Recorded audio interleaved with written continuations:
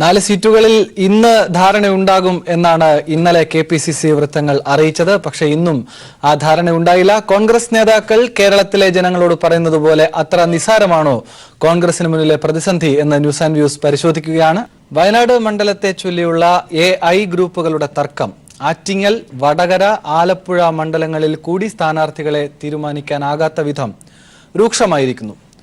ജനാധിപത്യം ലെവലേശമില്ലേ കോൺഗ്രസ് പോലൊരു പാർട്ടിക്കുള്ളിൽ എന്ന സാധാരണ പൗരൻ ചിന്തിക്കുകയാണ്. LDF രണ്ടാം ഘട്ട തെരഞ്ഞെടുപ്പ് പ്രചരണത്തിലേക്ക് കടക്കുകയും ചെയ്തു.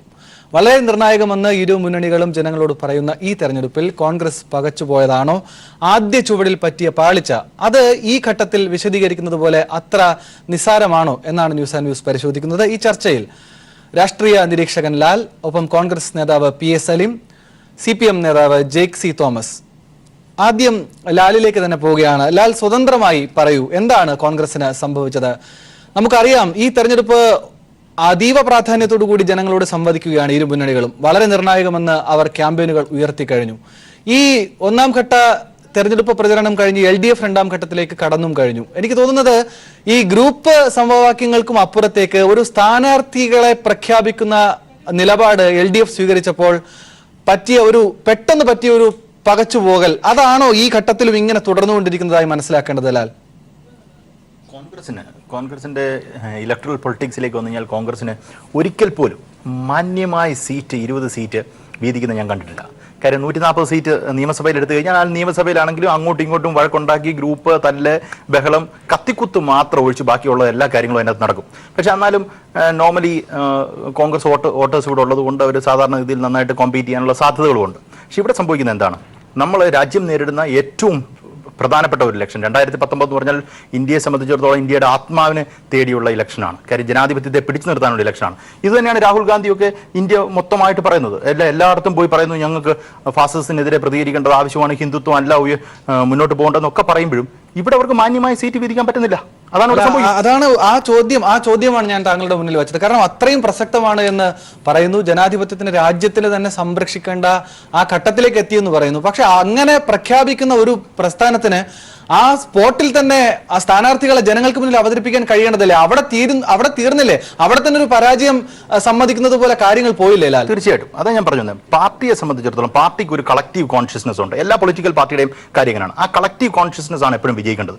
ഇവിടെ സംഭവിക്കുന്ന ഉമ്മൻചാണ്ടി സാർ എന്ത് ചിന്തിക്കുന്നു, രമേശ് ചെന്നിത്തല എന്ത് ചിന്തിക്കുന്നു, അങ്ങനെ കുറെ വേണുഗോപാൽ എന്ത് ചിന്തിക്കുന്നു, ഇവരുടെ കോൺഷ്യസ്നെസ്സിലേക്ക് ഈ പാർട്ടി എന്ന് പറയുന്ന ആശയത്തെ മൊത്തത്തിൽ കൊണ്ട് ചുരുക്കുക അവർ ചെയ്യുന്നത്. അതാണ് ഇവിടുത്തെ ഏറ്റവും വലിയ പ്രശ്നം. ഇപ്പം വേണുഗോപാലിനെ സംബന്ധിച്ചിടത്തോളം അദ്ദേഹത്തിന് വയനാട്ടിൽ നിന്നാ കൊള്ളാവുന്നുണ്ട്. വയനാട്ടിൽ നിൽക്കുക എന്ന് പറഞ്ഞു കഴിഞ്ഞാൽ വളരെ സേഫ് ആയിട്ട് ഇന്നലെ ഒരു കോൺഗ്രസ് നേതാവ് പറഞ്ഞ കുറ്റിച്ചൂലിനെ നിർത്തിയാൽ ജയിക്കും എന്ന് പറഞ്ഞൊരു പ്രയോഗം അദ്ദേഹം ഉപയോഗിക്കുകയുണ്ടായി. ഞാൻ പേരൊന്നും പറയുന്നില്ല ആളാരാന്ന്. അപ്പൊ ഞാൻ പറഞ്ഞത് അങ്ങനെ സേഫ് ആയിട്ട് ജയിച്ചു പോകണം. അതേ സ്ഥാനത്ത് അദ്ദേഹത്തിന് ഒരു ഡയലേമ ഉള്ളത്, വയനാട്ടിൽ പോയി നിന്നാൽ ആലപ്പുഴക്കാരെന്ത് കരുതും. കാര്യം പേടിച്ചിട്ട്, ആരിഫിനെ പേടിച്ചിട്ട് പോയതാണെന്നുള്ളൊരു തോന്നൽ. അതുകൊണ്ട് ഞാൻ വിഡ്രോ ചെയ്യുന്നു. ഉമ്മൻചാണ്ടി സാർ ആണെങ്കിൽ ഇവിടുന്ന് കേന്ദ്രത്തിൽ പോയി കഴിഞ്ഞു കഴിഞ്ഞാൽ കേരളത്തിൽ അടുത്ത മുഖ്യമന്ത്രി ആകാൻ പറ്റുമോ, അല്ലെങ്കിൽ തിരിച്ചു വരാൻ പറ്റത്തില്ലയോ?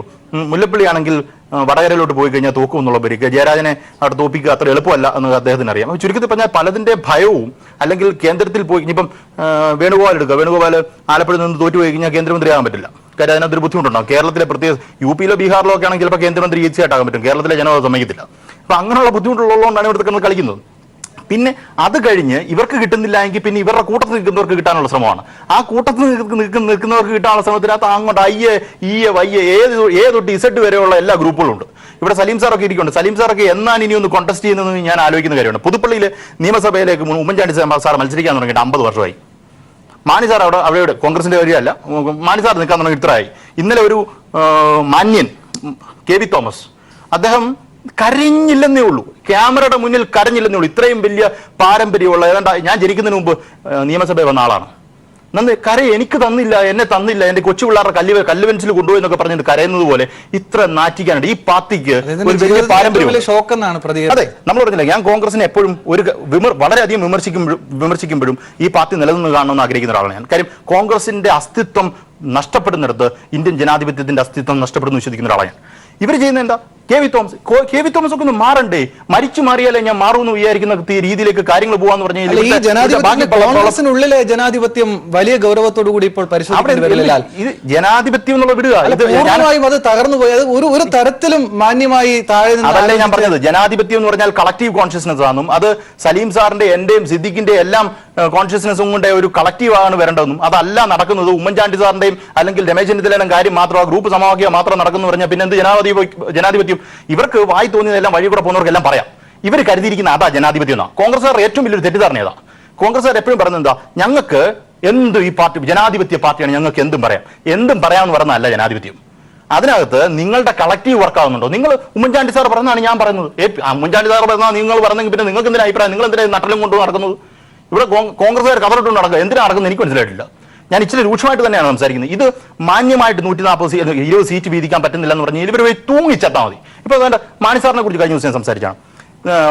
കോട്ടയം സീറ്റ് തർക്കമാണ്. കുടുംബത്ത് ആ പുള്ളിക്കാരി കെ എം മാണിയുടെ മരുമകളെ ഒന്നും മത്സരിപ്പിക്കാന്നുള്ള പരമാവധി നോക്കി അവർക്ക് പറ്റില്ല എന്ന് മനസ്സിലായപ്പോഴാണ് വേറൊരാൾക്ക് കൊടുത്തത്. അത് കുടുംബക്കാർ കൊടുത്ത് വീതം വെച്ച് ഇതെല്ലാം കഴിഞ്ഞിട്ട് UDF ഇങ്ങനെയൊക്കെ വരത്തുള്ളൂ. മുസ്ലിം ലീഗ് ആ കാര്യത്തിൽ മാന്യമാണ് കേട്ടോ. അവർ രണ്ടുപേർക്ക് കൊടുക്കത്തുള്ളൂ. കാര്യം കുഞ്ഞാലിക്കുട്ടി സാബ്, ET മുഹമ്മദ് ബഷീർ ഇവർ രണ്ടുപേരും മാറിയാൽ മാത്രമേ നേരത്തെ ഉണ്ടായിരുന്നു. അഹമ്മദ് എന്ന് പറഞ്ഞ ഒരാളുണ്ടായിരുന്നു. അദ്ദേഹം മരിച്ചു കഴിഞ്ഞപ്പോഴാണ് വേറെ ആൾ വന്നത്. മരണം ആണ് ഇതിനൊക്കെ അവസാനത്തെ ക്രൈറ്റീരിയ എന്ന് ആലോചിക്കണം. ജനാധിപത്യത്തിൽ പാർലമെന്റ് സീറ്റിൽ നിന്ന് മാറി വേറൊരാൾ മത്സരിക്കണമെങ്കിൽ ആ ഇരിക്കുന്ന ആൾ മരിക്കണം എന്ന് പറയുന്ന അവസ്ഥയിലേക്ക് ഈ പാർട്ടി വന്നെങ്കിൽ ഇപ്പം സലീം സാർ എന്നെ കൗണ്ടർ ചെയ്യാൻ പോകണം. പക്ഷെ എന്നാലും ഞാൻ ചോദിച്ചോട്ടെ, കെ വി തോമസ് എന്തോ ഇന്നലെ പറഞ്ഞത്? കെ വി തോമസ് പറഞ്ഞ എന്നെ ഇനിയും പരിഗണിക്കണം. 6 പ്രാവശ്യം പാർലമെന്റിൽ പോയി. കേരളത്തിൽ എത്ര പ്രാവശ്യം നിയമസഭയിൽ തെരഞ്ഞെടുക്കപ്പെട്ടു, എത്ര പ്രാവശ്യം മന്ത്രിയായി. ഇനി എന്താ ഈ മനുഷ്യന് വേണ്ടത്?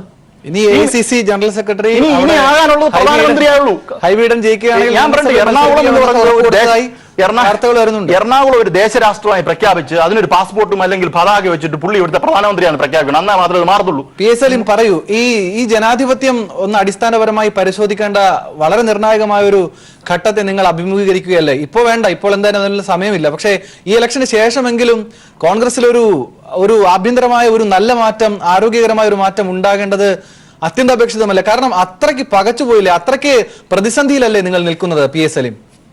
അല്ല ആനന്ദ്, ഇതിൽ ഏറ്റവും രസകരമായ കാര്യം എന്ന് പറയുന്നത് നിങ്ങൾ കോൺഗ്രസിനുള്ളിലെ ഈ ജനാധിപത്യപരമായ നടപടിക്രമങ്ങളെ വീക്ഷിക്കുന്നതിൻ്റെ ഒരു പ്രശ്നമാണ്. ഇപ്പം ലാലുടെ പൊട്ടിത്തെറിച്ചല്ലോ, അതാണ് പ്രശ്നം. ഇതിൽ ഒരു നിങ്ങൾ ഈ ചർച്ചയെ സമീപിക്കുന്നത് പ്രെജുഡീസിലാണ്, മുൻവിധിയോടുകൂടിയാണ്. CPM സ്ഥാനാർത്ഥിയെ തീരുമാനിച്ചു. ശ്രീ PS സലീം, ഞാൻ ഒന്ന് ഇടപെടട്ടെ. ഈ കെ വി തോമസ് പറയുന്നത് ഞങ്ങളുടെ ആരുടെയും അഭിപ്രായമല്ലല്ലോ. അദ്ദേഹം പറഞ്ഞത് എന്റെ ജീവിതത്തിൽ കിട്ടിയ ഏറ്റവും വലിയ ഷോക്കാണ്.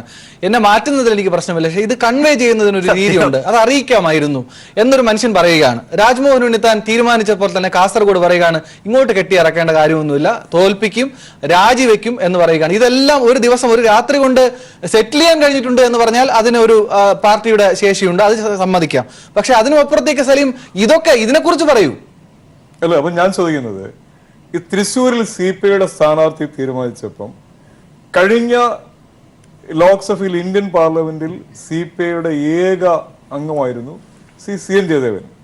ഒരു CPI പോലെ ഒരു കമ്മ്യൂണിസ്റ്റ് പാർട്ടിയുടെ എല്ലാ കേഡർ സ്വഭാവമുള്ള ഒരു പാർട്ടിയുടെ ഏക ലോക്സഭാ പ്രതിനിധി ആ പാർട്ടിയുടെ സ്ഥാനാർത്ഥിയെ തീരുമാനിച്ചപ്പോഴുള്ള ഒരു പ്രതികരണം അത് കേരളം മുഴുവൻ കണ്ടതാണ്.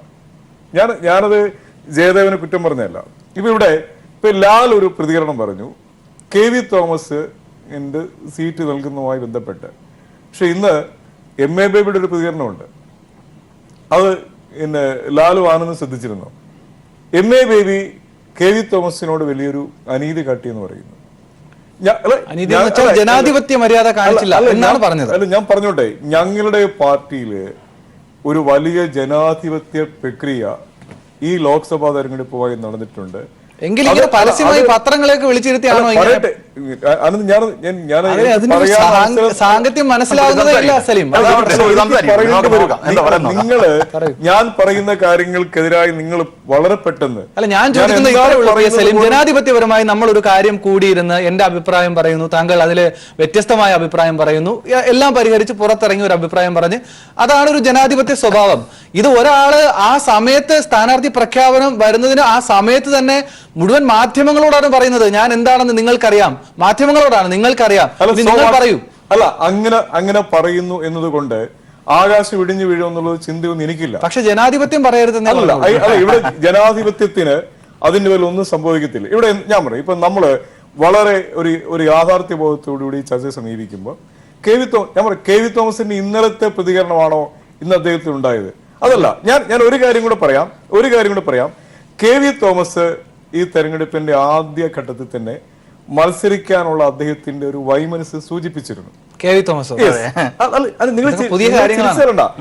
അല്ല, അവിടെ കെ വി തോമസ് ഇന്നലെ പറഞ്ഞെന്താ? അത് ഞാനത് പറയുമ്പോഴും എന്റെ ആ ഒരു നിലപാട് കെ വി തോമസ് ഉയർത്താൻ പോകുന്ന വെല്ലുവിളിയെ കുറിച്ച് കോൺഗ്രസ് എങ്ങനെ കാണുന്നു?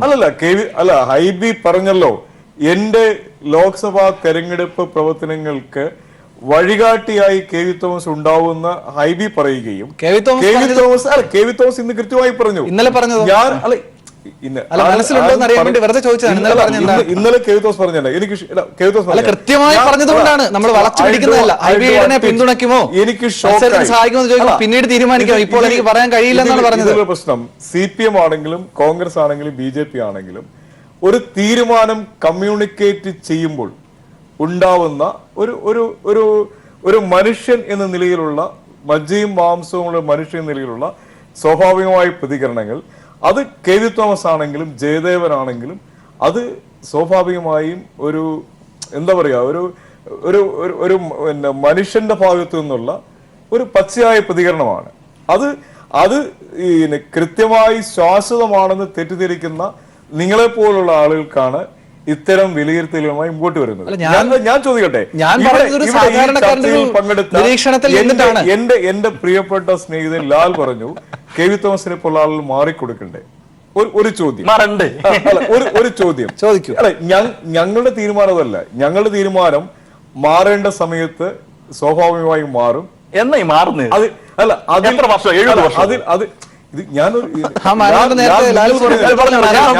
ഞങ്ങളുടെ ജനാധിപത്യത്തിന്റെ ഒരു സമ്മോഹനമായ ചില വശങ്ങളൊക്കെ ഉണ്ട്.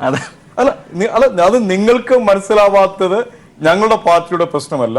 ഞങ്ങൾ ഇത്തരം തീരുമാനങ്ങളുമായി മുമ്പോട്ട് പോകും. ഞങ്ങളുടേത് വളരെ ഒരു ഡെമോക്രാറ്റിക് പ്രോസസ് ഞങ്ങളുടെ തീരുമാനങ്ങളിലേക്ക് എത്തുന്നു എന്നുള്ളതാണ് ഞങ്ങളുടെ പ്രശ്നം. അത് CPM-ന്റെ സ്ഥാനാർത്ഥിയെ പ്രഖ്യാപിച്ചു എന്നുള്ളതാണ് ഇപ്പൊ കേരളത്തിലെ ഏറ്റവും വലിയ സംഭവം. അതല്ല പ്രശ്നം. അതിനകത്ത് വളരെ നിർണായകമെന്ന് ആവർത്തിച്ചും വളരെ സുപ്രധാനമായി പ്രമുഖ നേതാക്കൾ കേരളത്തോട് പറയുകയാണ്, വളരെ നിർണായകമാണ് ഈ തെരഞ്ഞെടുപ്പെന്ന്. അത്രയും ആവേശത്തോടു കൂടിയാണ് മുല്ലപ്പള്ളിയൊക്കെ അതിനെ സമീപിച്ചത്. പക്ഷെ എന്ത് സംഭവിച്ചു? നിങ്ങൾ പറയുന്നത് പോലെ അത്ര നിസ്സാരമല്ല കാര്യങ്ങൾ. ഇപ്പോഴും അവർ പറയുന്നുണ്ടല്ലോ പ്രശ്നങ്ങളുണ്ട്. ഇപ്പൊ കുറച്ച് 10-15 മിനിറ്റ് മുൻപ് കൂടി പ്രതികരിച്ചതുള്ള ചില തർക്കങ്ങൾ ബാക്കി നിൽക്കുന്നുണ്ട്, അത് തീർക്കണം എന്ന്. തർക്കങ്ങളല്ല അല്ലെ, ഒരു കോൺഗ്രസ് നേതാവും തർക്കങ്ങൾ ഉണ്ട് ബാക്കി നിൽക്കുന്നു എന്ന് ഒരു മാധ്യമത്തോടും പറഞ്ഞിട്ടില്ല. തർക്കങ്ങളില്ല. ഈ പ്രോസസ്സിന്റെ ഭാഗമായി ഞങ്ങൾക്ക് വനിതാ പ്രാതിനിധ്യത്തിന്റെ പ്രശ്നമുണ്ട്, ഞങ്ങൾക്ക് വേറെ പല യുവജന പ്രാതിനിധ്യത്തിന്റെ പ്രശ്നമുണ്ട്. ഞങ്ങളുടെ പറയൂ. ഞാൻ ഈ ജനാധിപത്യത്തിന്റെ കാര്യം പറഞ്ഞതുകൊണ്ടാണ്, ജനാധിപത്യത്തിന്റെ സമ്മോഹനമായ കാര്യമൊക്കെ പറയുമ്പോൾ യൂത്ത് കോൺഗ്രസിന്റെ സമ്മേളനമൊക്കെ ഓർമ്മിച്ചു പോവുകയാണ്. പരസ്പരം പ്രസിഡന്റ് ആയി കഴിഞ്ഞിട്ട് ഒരു വിഭാഗം വന്ന് തലയൊക്കെ അടിച്ചു പൊട്ടിച്ചിട്ടാണ് പലപ്പോഴും പോവാറ്. അങ്ങനെ എത്ര സ്ഥലത്താണ് യൂത്ത് കോൺഗ്രസിന്റെ സമ്മേളനങ്ങൾ പരസ്പരം അടി ഉണ്ടാകുന്നത്? സലീം, എത്ര വാർത്തകൾ നമുക്ക് കിട്ടും. ശരി, അത് പോട്ടെ, നമുക്കത് മാറ്റി നിർത്താം. ഇപ്പോഴത്തെ പ്രശ്നം അതല്ല, ഇത് തന്നെയാണ്. ഞാൻ ആ ചോദ്യത്തിൽ തന്നെ പോയിന്റ് ചെയ്യുകയാണ്. വളരെ നിർണായകമായ ഒരു തെരഞ്ഞെടുപ്പ് എന്ന് പറയുന്നു. കേരളത്തിൽ ഇതുവരെ ഒരു ഏകീകൃത സ്വഭാവത്തിലേക്ക് എത്താൻ കോൺഗ്രസിനായിട്ടില്ല. ഈ പറഞ്ഞ ന്യായങ്ങളൊന്നും അതിനോട് ചേർത്ത് വെക്കാൻ കഴിയുന്നതാണെന്ന് എനിക്ക് തോന്നുന്നുമില്ല ലാൽ. അല്ല, ഇതിനകത്തെ നമ്മൾ മനസ്സിലാക്കി. ഇപ്പം സലീം സാർ പറഞ്ഞതാണ് ഇവിടുത്തെ പ്രശ്നം. ഇത് എന്തൊക്കെ പറഞ്ഞാലും സലീം സാർ ഇതൊന്നും വിട്ടു പറയില്ല. കാര്യം ആ വിട്ടു പറയാത്ത ഒരു പാരമ്പര്യത്തിലേക്ക് കോൺഗ്രസ് വന്നു എന്നുള്ളതാണ് ഇവിടുത്തെ പ്രശ്നം. എന്നുവെച്ചാൽ ഇവർ പറയുന്ന ഈ ചടാക്ക് ആൾക്കാർ പറയുന്ന ന്യായീകരിച്ച പറ്റൂ, അല്ലെങ്കിൽ ഇദ്ദേഹത്തിന്റെ എക്സിസ്റ്റൻസ് ഇല്ല. ഞാൻ അദ്ദേഹത്തിന്റെ എല്ലാം റെസ്പെക്ട് ചെയ്തുകൊണ്ടാണ് ഞാൻ പറയുന്നത്. അദ്ദേഹത്തിന്റെ പൊളിറ്റിക്കൽ പൊസിഷൻ യഥാർത്ഥത്തിൽ മാറ്റത്തക്ക രീതിയിൽ ഇവിടുത്തെ മേളിൽ ആൾക്കാർ വളർന്നിരിക്കുന്നു. CPM-നകത്തും അതൊക്കെ ഉണ്ടെന്ന് പറഞ്ഞാൽ ഉണ്ട്, തീർച്ചയായിട്ടും ഉണ്ട്. പക്ഷെ അവര് ഒരു പാർട്ടിയുടെ ഒരാളെ ഡിസൈഡ്, ഇപ്പം CPI-യുടെ കേസിട്ട് പറഞ്ഞു, തൃശ്ശൂരെ കേസിട്ട്, തൃശ്ശൂർ പാർട്ടിയുടെ പ്രതിഷേധം വരുന്നെങ്കിൽ കാൻഡിഡേറ്റിനെ നിശ്ചയിച്ച് അവിടെ പ്രചരണം തുടങ്ങി. ഇവിടെ കാൻഡിഡേറ്റ് ആരാന്ന് അറിയില്ല. 4 അങ്ങോട്ടും ഇങ്ങോട്ടും തപ്പി നടക്കുക. നമ്മൾ ഈ ചീട്ട് എടുത്തിട്ട് 16 ബാക്കി 4 നമ്മൾ മത്സരിക്കുന്നില്ലേ? അപ്പൊ ഇത് ചീട്ടെടുത്തിരുന്ന പോലെ ഇട്ടുകൊണ്ടിരിക്കുക. കോൺഗ്രസ് ഒന്നിച്ച് പ്രഖ്യാപിക്കാറല്ലോ. 540 ലോക്സഭയിലേക്കും കേരളത്തിൽ പ്രഖ്യാപിച്ചില്ല. CPM പ്രഖ്യാപിക്കാൻ പറ്റും, കാരണം 3, 4, 10 സീറ്റ് മത്സരിക്കുന്ന സാറേ കേരളത്തിൽ എപ്പോഴാണ് 2 പ്രാവശ്യമായിട്ട് ഞങ്ങൾക്ക് പ്രഖ്യാപിക്കാൻ പറ്റുന്നില്ല. കേരളത്തിൽ 2ആയിട്ടാണ് ഇത് ഞങ്ങൾ സലീം സാർ പറയുന്നത് ദേശീയ പാർട്ടിയാണ്. അദ്ദേഹത്തിന് തീർച്ചയായും ഞാൻ അതിനെക്കുറിച്ച് പറയുന്നില്ല, അത് നിങ്ങൾ സ്ഥിരമായി ഉയർത്തുന്ന ഒരു വാദമാണ്. ജയ്ക്ക് കൂടി ഈ ഘട്ടത്തിൽ നമ്മളോടൊപ്പം ചേരുന്നത്. തോമസ്, ഞാൻ കംപ്ലീറ്റ് ചെയ്തു. ഞാൻ പറഞ്ഞത് കോൺഗ്രസിന്റെ എപ്പോഴും നേരിടുന്ന പ്രശ്നം അവരെ സംബന്ധിച്ചിടത്തോളം അവർക്ക് പ്രത്യേകിച്ച് ഒന്നുമില്ല. ഇതിനകത്ത് ദേശീയം ഇതാണ്, അല്ലെങ്കിൽ മോഡിജിയെ പുറത്താക്കണം, ഇതൊക്കെ പറഞ്ഞാലും അവസാനം ഇവിടെ 2-3 പേര് ഇരിപ്പുണ്ട്. ഇവരുടെ കാര്യങ്ങൾ നടക്കണം, ഇവരുടെ ഗ്രൂപ്പിലുള്ള ഒരു എണ്ണം പെട്ട ആൾക്കാരെ കൊടുക്കണം. നമ്മൾ ഓർക്കുന്നുണ്ട് ഉമ്മൻചാണ്ടി സാറ് 2016 ഇലക്ഷന് മുമ്പ് അവിടെ പോയി കിടന്ന് കളിച്ച് കേന്ദ്രത്തിൽ പോയി കിടന്ന് കളിച്ച് കളി അറിയാം. ബെന്നി ബഹനാൻ സീറ്റ് കൊടുക്കണം, മറ്റവർക്ക് കൊടുക്കണം, ഈ ലോകത്തുള്ളവരെല്ലാം തോറ്റു, അത് വേറെ വിഷയം. ഇത് ഗ്രൂപ്പ് സമവാക്യം മാത്രമാണ്. ഇത് പറയാൻ ഉമ്മൻചാണ്ടിക്ക് വേണ്ടി കാത്തിരിക്കുകയാണ്. ഇനിയും ദേശീയ പ്രസിഡന്റ് അവിടെ ഇരിക്കുന്നു, ദേശീയ പ്രസിഡന്റ് ലോകത്തുള്ളവരെല്ലാം ഇരിപ്പുണ്ട്, ദേശീയ പ്രസിഡന്റ് മേളാണോ ഉമ്മൻചാണ്ടി? അപ്പൊ അതിനർത്ഥം എന്താ? ജെയ്ക് തോമസ് എങ്ങനെ കാണുന്നു ഈ ഘട്ടത്തെ? PS സലീം ഒക്കെ സൂചിപ്പിക്കുന്നത്, കോൺഗ്രസ് നേതാവ് സൂചിപ്പിക്കുന്നത് ഒരു ദേശീയ പ്രസ്ഥാനമാണ് കോൺഗ്രസ് എന്നാണ്. 540 മണ്ഡലങ്ങളിൽ സ്ഥാനാർത്ഥികളെ തീരുമാനിക്കേണ്ടതുണ്ട്, പല ഘട്ടങ്ങളായി അത് വരും. അങ്ങനെ ഒരു നിസ്സാരമായ അതിന്റെ ഒരു പ്രോസസ് ഇങ്ങനെ നടക്കുകയാണ്. അപ്പോ അത് ആ പ്രഖ്യാപനം ഉണ്ടാകും. അതിന് നമ്മൾ ഇങ്ങനെ ആവശ്യമില്ലാതെ ആശങ്കപ്പെട്ട് അതിനിടയിൽ കൂടെ കയറി ഇങ്ങനെ ഒരു ചോദ്യങ്ങളൊക്കെ ഉണ്ടാക്കി ഗ്രൂപ്പിനെ സംബന്ധിച്ചും ഈ തെരഞ്ഞെടുപ്പിന്റെ നിർണായകത അങ്ങനെ തന്നെ നിൽക്കുന്നുണ്ട്. കോൺഗ്രസ് പറയുന്നുണ്ട് വളരെ നിർണായകമാണ് ഈ തെരഞ്ഞെടുപ്പെന്ന്. പക്ഷേ ആ സ്പോട്ടിൽ സ്ഥാനാർത്ഥികളെ ജനങ്ങൾക്ക് മുന്നിൽ വയ്ക്കാൻ അവർക്ക് കഴിഞ്ഞില്ല. അത് പകച്ചുപോയത് കൊണ്ടാണോ എന്ന് തന്നെയാണ് ഞങ്ങൾ ചോദിച്ചുകൊണ്ടിരിക്കുന്നത്. ജയ്ക്ക്, തെരഞ്ഞെടുപ്പിലേക്ക് ഏതാണ്ട് 30-നടുത്ത് ദിവസങ്ങൾ മാത്രം ബാക്കി നിൽക്കുകയാണ്. ദേശീയ പ്രസ്ഥാനമാണ് എന്നൊക്കെ വലിയ വായിൽ ഇവർ അവകാശപ്പെടുമ്പോഴും നമുക്ക് ആ പ്രസ്ഥാനത്തോടുള്ള ബഹുമാനവും വിയോജിപ്പും ഒക്കെ നിലനിർത്തിക്കൊണ്ട് തന്നെ പറയേണ്ടതായി വരുന്നുണ്ട്. ഇങ്ങനെ അപജയം സംഭവിക്കാൻ പാടുണ്ടോ ഒരു ദേശീയ പ്രസ്ഥാനത്തിന്? ഇന്ത്യൻ ദേശീയ സമരത്തിന്റെ പൈതൃകം പേരുന്നു എന്ന് അവകാശപ്പെടുന്ന ഒരു പ്രസ്ഥാനമാണ് ഇത്ര അപജയപ്പെട്ട രാഷ്ട്രീയ കാഴ്ചകളിലേക്ക് മുങ്ങിത്താഴുന്നത്. ഇന്നലെ മാത്രം നമ്മളിപ്പോ ബാക്കി കേരളത്തിൽ മാത്രമുള്ള ബാക്കി 20 മണ്ഡലങ്ങളിൽ UDFന്റെ സ്ഥാനാർത്ഥി നിർണയവും അതിനോട് അനുബന്ധിച്ചുള്ള രാഷ്ട്രീയ നാടകങ്ങളും അതിനോട് അനുബന്ധിച്ചുള്ള ഓരോ സ്ഥാനാർത്ഥികളുടെയും പ്രഖ്യാപനങ്ങളും അതിന്റെ വിശദാംശങ്ങളിലേക്ക് പോകുന്നില്ല.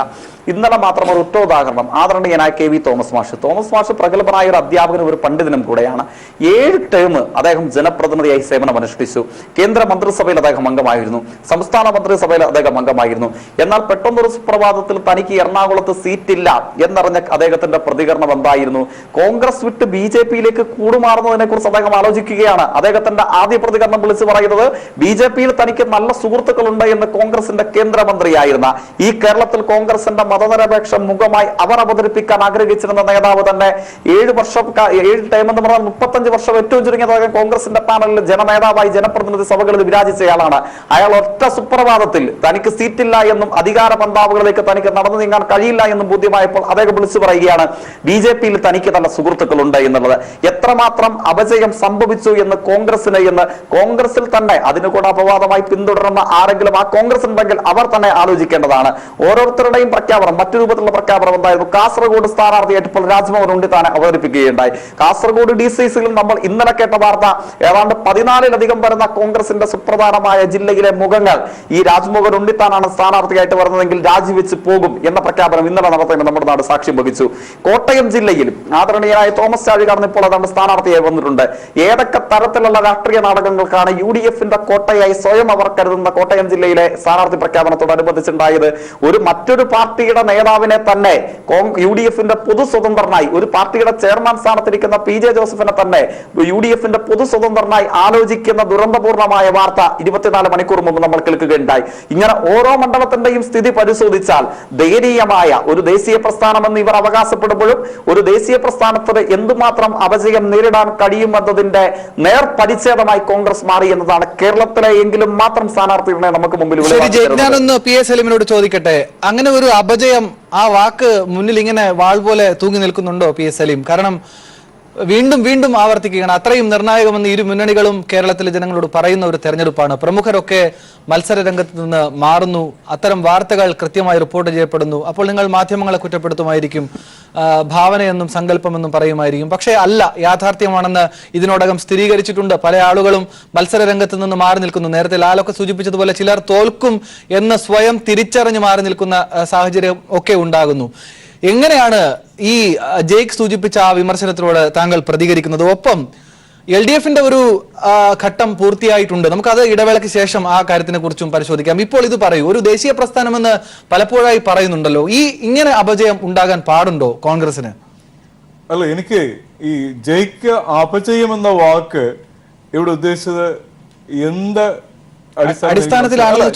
അല്ല, അപജയത്തിന് ശബ്ദധാരാവലിയിൽ കൊടുത്തിരിക്കുന്ന അർത്ഥം എനിക്കറിയാം. ഈ കോൺഗ്രസിന്റെ സ്ഥാനാർത്ഥി അല്ല, എനിക്ക് പെട്ടെന്ന് സ്ട്രൈക്ക് ചെയ്തത് ഈ ഒരു പാർട്ടിയുടെ വർക്കിംഗ് ആളിനെ ആനന്ദ് സ്ട്രൈക്ക് ചെയ്യണ്ട, ഞാനാണല്ലോ ഈ ജയ്ക്ക് എന്താണ് ഈ അപജയം എന്നതുകൊണ്ട് കോൺഗ്രസിന് നിങ്ങൾ ആ വിമർശനം എന്താണ് ജയ്ക്ക്? എനിക്കത് സ്ട്രൈക്ക് ചെയ്യാൻ പാടില്ല എന്ന് അദ്ദേഹം പറഞ്ഞതുകൊണ്ട് ജയ്ക്കിനോട് തന്നെ ചോദിക്കുകയാണ്, പറയൂ. ഞാൻ അദ്ദേഹത്തിന്റെ സമയമെടുത്ത് ഞാൻ സുദീർഘമായി വിശദാംശങ്ങളിലേക്ക് പോകുന്നില്ല. ഒറ്റ ഉദാഹരണം മാത്രം പറയാം. 35 വർഷക്കാലം നിങ്ങളുടെ പാർട്ടിയെ കേന്ദ്ര മന്ത്രിസഭയിലും സംസ്ഥാന മന്ത്രിസഭയിലും രാജ്യത്തിന്റെ വിവിധ ജനപ്രാതിനിധ്യ സഭകളിലും പ്രതിനിധീകരിച്ച ഒരു മനുഷ്യൻ ഏറ്റവും മികച്ച ബിസിനസ്മാനാണ് നരേന്ദ്രമോദി എന്ന് വിളിച്ചു പറയുമ്പോൾ BJPയിൽ തനിക്ക് സുഹൃത്തുക്കളുണ്ട് എന്ന് സ്ഥാനാർത്ഥി ചർച്ചയിൽ നിരാശാജനകമായ ഒരു വാർത്ത കേട്ടപ്പോൾ കോൺഗ്രസിന്റെ രാജ്യത്തെ അംഗമായ ഒരു മനുഷ്യൻ വിളിച്ചു പറയുമ്പോൾ അത് അപജയമായി നിങ്ങൾക്ക് തോന്നുന്നില്ല എങ്കിൽ നിങ്ങളുടെ ആ തോന്നലിനെയാണ് ഇന്നത്തെ ഈ രാജ്യം ഭയപ്പെടുന്നത്. BJPയിലേക്ക് മാറുന്നതിനെ ഒരു നിമിഷാർദ്ധം കൊണ്ട് ഒരു നിലപാട് മാറ്റത്തെ നിങ്ങൾക്ക് അപജയമായി തോന്നുന്നില്ല എങ്കിൽ അതാണ് ഏറ്റവും വലിയ ഭയപ്പെടലായി ഞങ്ങൾക്ക് മനസ്സിലാക്കുന്നത്. ഇവർ കുറെ കാലമായിട്ട് കോൺഗ്രസിന്റെ ഏത് നേതാവും BJPയിലേക്ക് പോകുന്നു എന്ന് പ്രചരണം കൊടുക്കുകയാണ്. എനിക്ക് മനസ്സിലായി KV തോമസ് ഞങ്ങളുടെ പാർട്ടിയിലെ ഒരു ജനാധിപത്യപരമായ രീതിയിലുള്ള ആ എല്ലാ സ്വാതന്ത്ര്യത്തിൽ നിന്നുകൊണ്ട് അദ്ദേഹം പറഞ്ഞത് എനിക്ക് സ്ഥാനാർത്ഥിത്വം വടക്കന്റെ ഒക്കെ കാര്യമാണ്. ഒരു സെക്കൻഡ് കമ്മ്യൂണിക്കേറ്റ് ചെയ്ത രീതിയിലെ എനിക്ക് വിയോജിപ്പുള്ളൂ എന്ന് മാത്രമാണ് KV തോമസ് ഇന്നലെ ഇന്നും പറഞ്ഞത്. അങ്ങനെ മാത്രമല്ല, അവിടെ പകരം മത്സരിക്കാൻ നിർത്തുന്ന സ്ഥാനാർത്ഥിയെ പിന്തുണയ്ക്കുമെന്ന ചോദ്യത്തിന് അത് ഇപ്പോൾ പറയാനാകില്ല, പിന്നീട് ആലോചിച്ച് പറയാം എന്നൊക്കെ പറയുമോ ഒരു കോൺഗ്രസ് നേതാവ്? എനിക്കത് മനസ്സിലാകുന്നില്ല. ഞാൻ ചോദിക്കട്ടെ, കമ്മ്യൂണിക്കേഷൻ പ്രശ്നമുണ്ട്, ഇതേ ചോദ്യം പൊന്നാനിയിൽ PV അൻവറിന്റെ സ്ഥാനാർത്ഥിത്വവുമായി ബന്ധപ്പെട്ട് അപജയം എന്ന വാക്ക് ഞാൻ ഉപയോഗിക്കുന്നില്ല. കാരണം ജയിക്ക ആ വാക്ക് ഉപയോഗിച്ചുകൊണ്ട് ഇനി ഞാൻ ആ വാക്കിന് ഒരു ആവർത്തന വിരസത സമ്മാനിക്കുന്നില്ല. അവിടെ കൃത്യമായ CPMൽ തർക്കങ്ങളുണ്ടായിരുന്നു. ഒരു കമ്മ്യൂണിസ്റ്റ് ടച്ച് ആ സ്ഥാനാർത്ഥിത്തിന് ഉണ്ടായിരുന്നില്ല എന്ന് കേരളത്തിൽ CPMനെ സ്നേഹിക്കുന്ന ആളുകൾ പരസ്യമായും രഹസ്യമായും പറഞ്ഞതാണ്. അതിൽ CPM മുന്നോട്ട് വെക്കുന്ന രാഷ്ട്രീയം എന്താണെന്ന് എനിക്കറിയില്ല. ഞാൻ ചോട്ടെ, ചാലക്കുടിയിൽ 3 തവണ CPMന്റെ പാർലമെന്ററി സമിതി യോഗം ചേർന്ന് CPMന്റെ ഈ തീരുമാനത്തെ ഇന്നസെന്റിനെ പോലെ യാതൊരുവിധ പൊളിറ്റിക്കൽ കമ്മിറ്റ്മെന്റും ഇല്ലാത്ത, പൊളിറ്റിക്കൽ ബാക്ക്ഗ്രൗണ്ട് ഇല്ലാത്ത ഒരു ചക്ക വീണ്ടും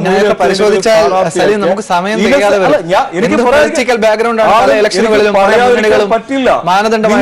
ഈ അപജയം എന്ന വാക്ക് അത് ജയിക്ക് പറഞ്ഞതുകൊണ്ട് ഞാൻ വീണ്ടും അതിലും അത് ഞാൻ അപ്ലൈ ചെയ്യുന്നില്ല. പക്ഷേ ഇതൊക്കെ നിൽക്കുമ്പോഴാണ് ഈ അപജയം എന്ന് പറഞ്ഞ ഇന്നസെന്റ് ജയിച്ചതിനെ കുറിച്ച് അപ്പൊ ജനങ്ങൾ മോശമാണോ? ഞാൻ അൻവറിന്റെ കാര്യമാണ്. അല്ല ചാലക്കുടി കാര്യം സാർ പറഞ്ഞു, ജനങ്ങൾ മോശമാണോ എന്ന് അറിഞ്ഞുകൊള്ളുന്നുണ്ട്. ഞാൻ പറഞ്ഞല്ലോ, ഒരു ചക്ക വീണ് മുതലെത്തു എന്ന് പറഞ്ഞാൽ തെറ്റാണോ? അതിലാൾ കേട്ടില്ല, അല്ലെങ്കിൽ ഉറക്കം നടിക്കുന്നതായിട്ട് ഭാവിക്കുന്ന എന്റെ പ്രശ്നമാണ്. ലാലിലേക്ക് പോവുകയാണ് രാഷ്ട്രീയ നിരീക്ഷകൻ. ലാൽ പറയൂ, LDF ഒരു 2ാം ഘട്ട പ്രചരണത്തിലേക്ക് കടന്നിട്ടുണ്ട്. NDA സ്ഥാനാർത്ഥികൾ ഇതുവരെ ആയിട്ടില്ല. കോൺഗ്രസുമായിട്ടാണ് അല്ലെങ്കിൽ UDFുമായിട്ടാണ് ഞങ്ങൾ പ്രധാനമായും മത്സരിക്കുന്നതെന്നാണ് CPIMന്റെ സംസ്ഥാന സെക്രട്ടറി നേരത്തെ പറഞ്ഞത്. അവരുടെ ഒരു പ്രശ്നവും അങ്ങനെ നിൽക്കുകയാണ്. ഈ ഘട്ടത്തിൽ LDFന് ഗുണകരമായിരിക്കുമോ ഇപ്പോഴത്തെ സംഭവ വികാസങ്ങൾ? അങ്ങനെ നിരീക്ഷിക്കാമോ, വിലയിരുത്താമോ? Of course, earlier start the better. ആദ്യം പണി തുടങ്ങുന്ന ആൾക്കാർക്ക് കൂടുതൽ ബെറ്റർ ഉണ്ടാവും. കാര്യം അവർ അതിന്റെ ബുദ്ധിമുട്ടുകളെ തരണം ചെയ്ത് മുന്നോട്ട് നീങ്ങാൻ അവർ കൂടുതൽ കാര്യങ്ങൾ പഠിക്കും. അതുകൊണ്ട് കോൺഗ്രസ് പുറകോട്ട് പോകുന്നു ഞാൻ കരുതുന്നില്ല. പെട്ടെന്ന് അവർക്ക് റിവൈവ് ചെയ്യാനൊക്കെ പറ്റാൻ സാധ്യതയുള്ളവർ കാര്യം ഞാനത് പറഞ്ഞില്ല, ഇത് പാരമ്പര്യമായിട്ട് ഉള്ളൊരു രോഗമാണ്. അതുകൊണ്ട് ഈ ഇടത്തെ കാലിലെ മന്തെടുത്ത് വലത്തെ കാലിൽ വെക്കുന്ന പറഞ്ഞ പോലെ ഓരോ ഇലക്ഷൻ വരുമ്പോൾ അതെടുത്ത് മാറ്റി ഞങ്ങൾ ഇപ്പം ശരിയാവുമെന്ന് പറയുന്നുള്ള അല്ലാതെ വേറെ കാര്യമൊന്നുമില്ല. പക്ഷെ എന്നാലും നമ്മൾ ഇതിനകത്ത് ആഡ് ചെയ്ത് പോകണം. BJPയുടെ റെപ്രസെന്റേറ്റീവ്സ് ആരും ഇല്ല. എന്നാലും ഞാനൊന്ന് പറഞ്ഞു പോവാം. ഈ NDAയും ഇപ്പം നേരിടുന്നൊരു പ്രശ്നമുണ്ട് സീറ്റുമായിട്ട് ബന്ധപ്പെട്ട്. അതിന് കാര്യം എന്താണെന്നറിയാം, ബേസിക്കലി എൻ്റെ ഒരു ഒബ്സർവേഷൻ, ഈ BJPക്കകത്തുള്ളത് പകുതി കോൺഗ്രസ്സുകാരാണ്. ഇപ്പോഴത്തെ BJP എന്ന് പറഞ്ഞു കഴിഞ്ഞാൽ കോൺഗ്രസ്. അപ്പൊ ഈ പറയുന്ന ഈ പടലപ്പണക്കം കൊണ്ടാണ് അപ്പുറത്തും ചെന്നിരിക്കുന്നത്. അവിടെ കേഡർ പാർട്ടിയുടെ സ്വഭാവമൊക്കെ കാണിക്കണ്ട എന്നുവെച്ചാൽ മേളിൽ നിന്ന് പറയുന്നത് കേൾക്കേണ്ട ആൾക്കാരാണ്. പക്ഷെ അവിടെ അടിയാണ്. കാര്യം ഇത് പഴയ കോൺഗ്രസ്സുകാരാ മൊത്തം, മനസ്സിലല്ലേ? അപ്പൊ ഇപ്പോഴൊന്നും പൊക്കോണ്ടിരിക്കുക. ഇപ്പം വടക്കനപ്പുറത്ത് ചെയ്യുന്നു, കെ വി തോമസ് സാർ പോവോ ഇല്ലയോ എന്നറിയില്ല. ഉണ്ണിത്താനും സുധാകരനും സീറ്റ് കൊടുത്തത് തന്നെ യഥാർത്ഥത്തിൽ BJP-യിലേക്ക് പോകാതിരിക്കാനാണെന്നും പറഞ്ഞ് ആൾക്കാരുടെ ഒബ്സർവേഷൻസ് ഉണ്ട്. ഞാൻ അതിനെ അത്രയും കടത്തുകയെ പറ്റി പറയുന്നില്ല. എന്നുവെച്ചാൽ ഇവർ ജയിക്കാൻ വേണ്ടിയിട്ടില്ല, പോകാതിരിക്കുക. അല്ലെങ്കിൽ ഉണ്ണിത്താനും കാസർഗോഡ് തമ്മിൽ എന്താ ബന്ധം? ഉണ്ണിത്താൻ സത്യം പറഞ്ഞാൽ അദ്ദേഹത്തിന് എന്തെങ്കിലും കൊടുക്കേണ്ടതാണ്. ഇവരെ സംബന്ധിച്ചിടത്തോളം ഇവര് ആൾക്കാരെ നന്നായിട്ട് നോക്കത്തില്ല. ഇവരുടെ കൂട്ടത്തിൽ നിൽക്കുന്ന കുറെ ആൾക്കാരുണ്ട്, അവർക്ക് മാത്രമേ സീറ്റ് കൊടുക്കത്തുള്ളൂ. ഉണ്ണിത്താനൊക്കെ വർഷങ്ങളായിട്ട് ആവശ്യമുള്ളതിനും ആവശ്യമില്ലാത്തതിനും വന്ന് ചാനലുകളിലും വന്ന് ഡിഫെൻഡ് ചെയ്ത് ഒരുപാട് കഷ്ടപ്പെട്ടിട്ടുള്ള ആളാണ്. ഉള്ള കാര്യം പറഞ്ഞല്ലോ. അതുപോലെ തന്നെ ഒരാളാണ് ശരത്ചന്ദ്ര പ്രസാദ്. അദ്ദേഹത്തിനൊന്നും ഇവർ കൊടുത്തിട്ടില്ല. അപ്പൊ അങ്ങനെ കൊടുക്കാതിരിക്കും. ഏത് കാലം മുമ്പാ. അപ്പൊ ഞാൻ പറഞ്ഞത് ഇപ്പൊ ഈയിടെ എങ്ങും അദ്ദേഹത്തിനൊന്നും പൊളിറ്റിക്കൽ സ്പിയർ തന്നെ നമ്മൾ കാണുന്നില്ല. ഒന്നത്. പിന്നെ വടക്കനെ എടുക്കുക.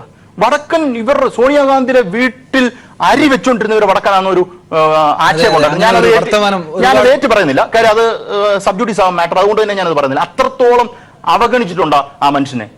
അദ്ദേഹത്തിന് ഇത് ഒന്നും കൊടുക്കാതിരുന്നിട്ട് ഒരു ദിവസം അപ്പുറത്ത് പോയി കഴിഞ്ഞാൽ പിന്നെ എന്ത് പറയാൻ പറ്റും? ഞാൻ ഉൾപ്പെടെയുള്ള ആൾക്കാർ വടക്കൻ അപ്പുറത്ത് പോയത് വൃത്തികേടായി പോയി എന്ന് പറഞ്ഞ ആളാണ്.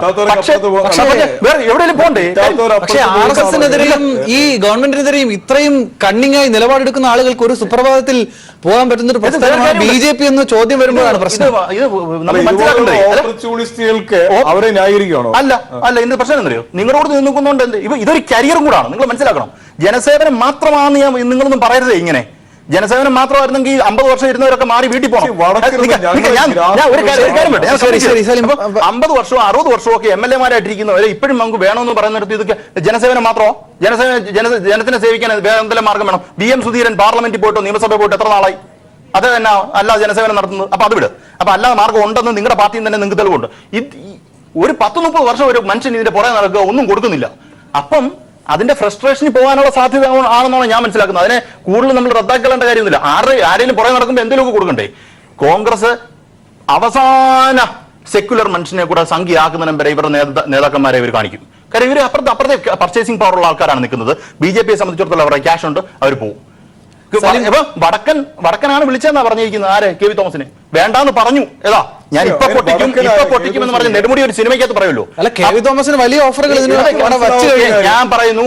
കെ വി തോമസിന് അടുത്ത സീറ്റ് ഇവിടുത്തെ ഹൈബീഡൻ ജയിക്കുകയാണെങ്കിൽ അത് കൊടുത്തില്ല എങ്കിൽ